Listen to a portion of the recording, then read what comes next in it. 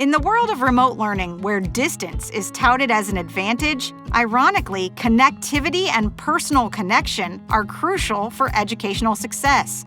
However, many students throughout the state of Ohio, particularly in the Southeast region, have unreliable internet service or no internet at all.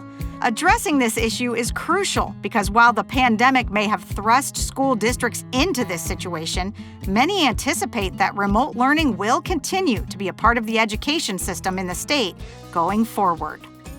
That has been a challenge since we have had to rely on remote instruction for some of our learning for students. We're probably about 15% of our students who do not have access to broadband internet. School districts and teachers are doing their best to try to reach every child with innovative and creative solutions. Many districts have used grant funding to purchase mobile hotspots for children to take home. Some are taking the internet to their students by running buses with a mobile hotspot inside and creating a schedule so students know what time the bus will be close to them. And others are extending their internet from their school buildings out to their parking lots. But one solution does not fit all. The students that don't have reliable internet, we have provided kind of like drive-up internet for them. If their internet is not working at home, then we have made it so that they can drive up to our parking lots at any one of our 3 school buildings and they can access internet that way. And then we thought about putting hotspots on buses, but we may have a student on a 5-mile trip, one student in that 5 miles.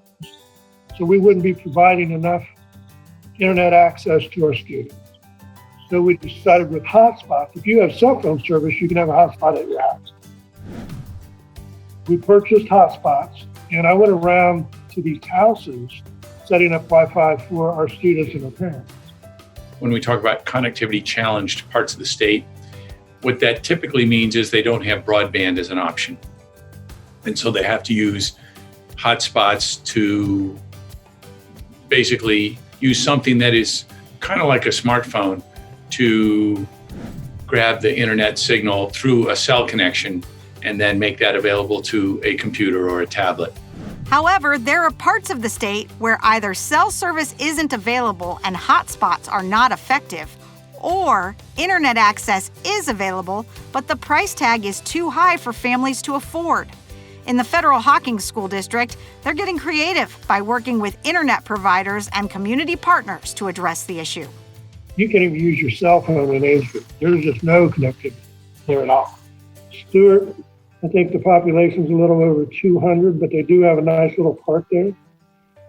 We will be mounting our Wi-Fi units off of the fire department.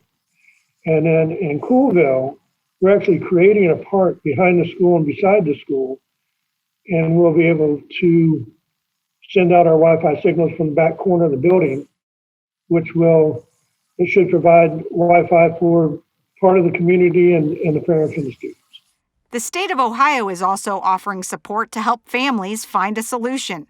The RemotEDx connectivity champions are working to remove barriers to connect K-12 students to remote learning by ensuring all Ohio K-12 students have home internet access for remote learning, helping school districts overcome technology barriers, working closely in partnership with the Ohio Department of Education and Ohio's Information Technology Centers, and engaging vendors to troubleshoot and problem solve. Students and parents who are struggling with their home internet connection can get help from the connectivity champions.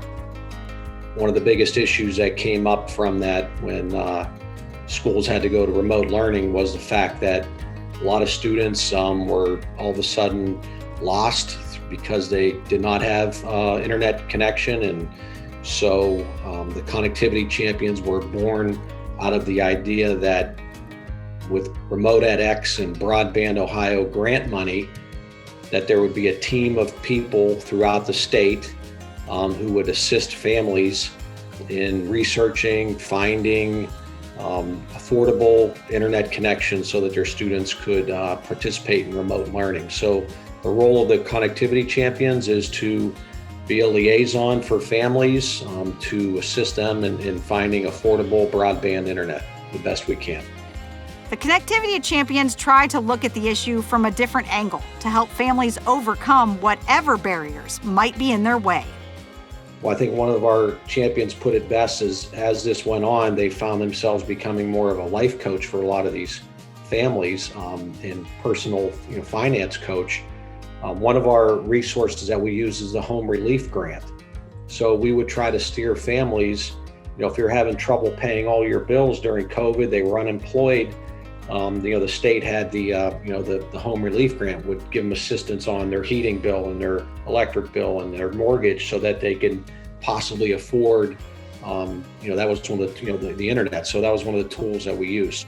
Making connections, both technological and personal, is the key to remote learning success in areas with barriers due to internet access and reliability. You can learn more about how the Connectivity Champions can help students in your district by visiting their website.